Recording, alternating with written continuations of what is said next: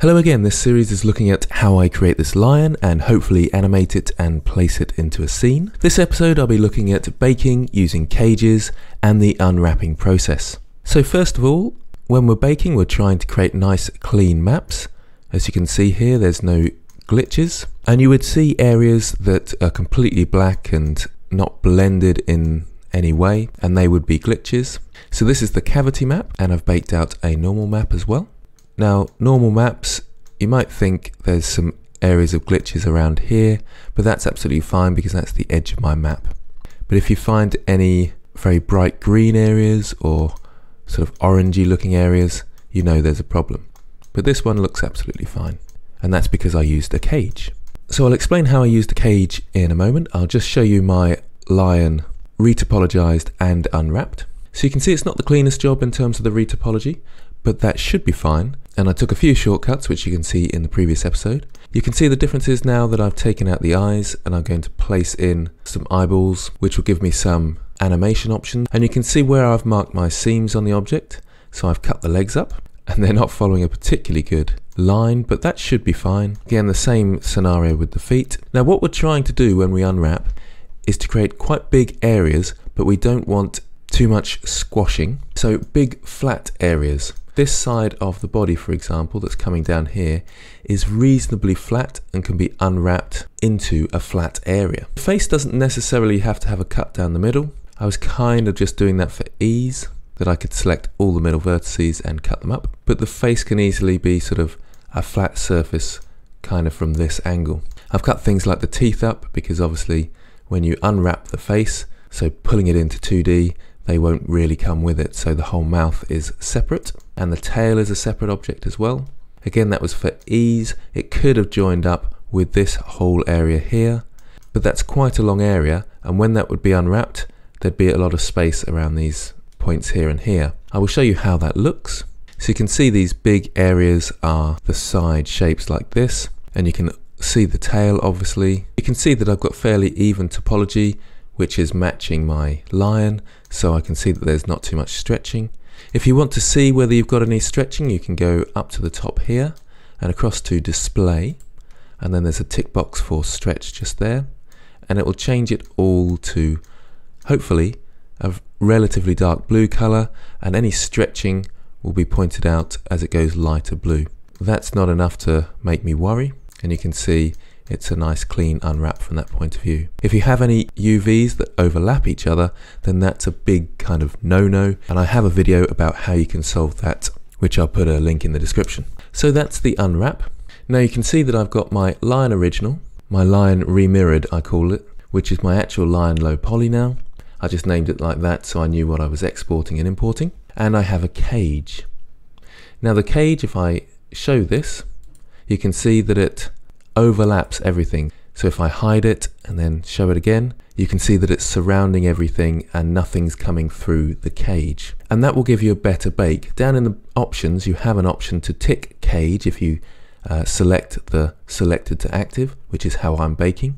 And if you use a cage, then you don't have to worry too much about things like ray distance, and you should get no glitches.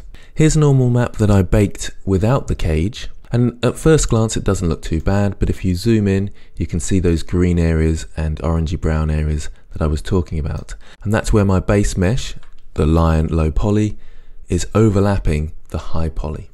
So it can't work out that information. And you can see another area down here. And there's a few tiny little spots around here, and they will cause you problems, and they'll be very noticeable when you render.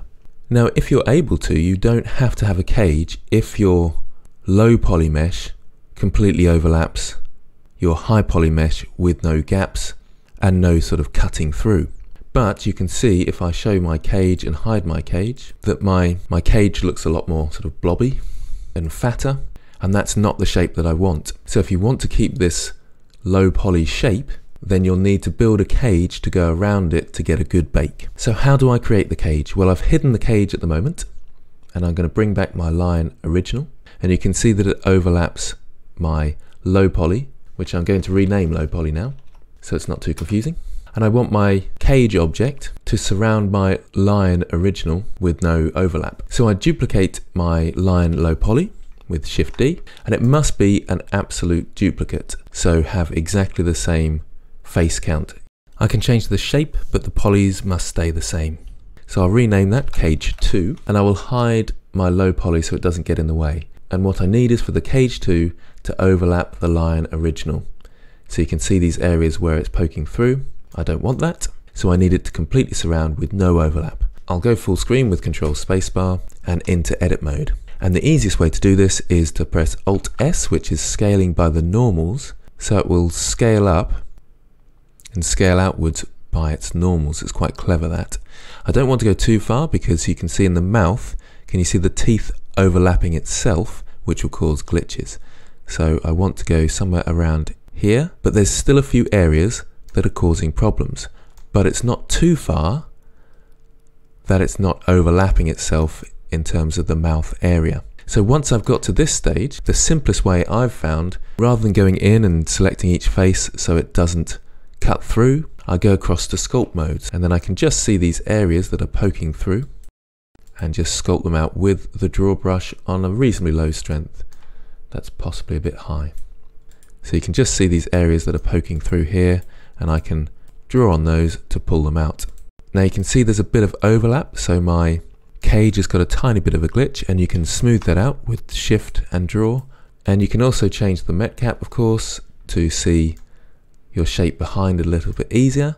You can also, which is possibly easier, go to the Layout tab, and you can just change your object mode to sculpt mode here, and then start getting rid of these tiny little glitches. There's two more things that are worth being aware of. You can only bake at the moment in cycles, so you must be in cycles, and I've found that GPU does not work, for me anyway, in 2.8. So for now, stick to the CPU. And for all other information on baking, I do have a link which I'll put in the description. So you can see the finished fairly low poly lion here. This is 10,000 faces with a normal map and a cavity map with a tiny bit of a texture on it to look more steel. And I'm actually driving this with the cavity map. I'll show you my node setup now. So normal map is normal. The cavity map I'm using to drive a bit of roughness. I'm using it to drive this overlay, which is its normal use. So the cavity map always goes into an overlay. Your main color, I'll just unhook this. Let's say your main color is white and the cavity is driving the dark bits and light bits. And the light bits and dark bits from your cavity map will drive the light bits and dark bits of your object. I'm going through a color ramp just to give it a bit of a boost. But also I've got the cavity map driving this texture that's plugged in. So I'm giving it a bit of this texture in the crevices, and the crevices are defined by the black areas. And then I've hooked this up to my main color and into the principled shader, obviously, which has given me this. Obviously I'll need to tweak these settings when I get the final back plate. Now the last thing that's worth noting is, what about displacement maps? Well, at the moment cycles can't bake displacement maps on their own, and you've got all your bake types just here, and there's no displacement. You are able to use the cavity map. It works in the same way. It's like a glorified bump map, dark bits and light bits pushing back and pushing forwards. Generally speaking though, a displacement map will be slightly more blurred than this. If you get any sharp areas, they can be a tiny bit glitchy on your object, so you may have to blur this very slightly. The reason you might use a displacement map is that they are slightly more realistic in a sense. But in order to take advantage of displacement maps, you'll need to have a high poly mesh. And you might ask, well, why don't you just use your Lion original? But when I'm animating, rigging, and painting, it's difficult to paint on such a dense mesh. So you retopologize it, and generally speaking, you add a subdivision surface modifier, and that gives you the faces you need, and they're displaced by your displacement map. So pushed into position by your displacement map. Hopefully that's not too much of a confusing description.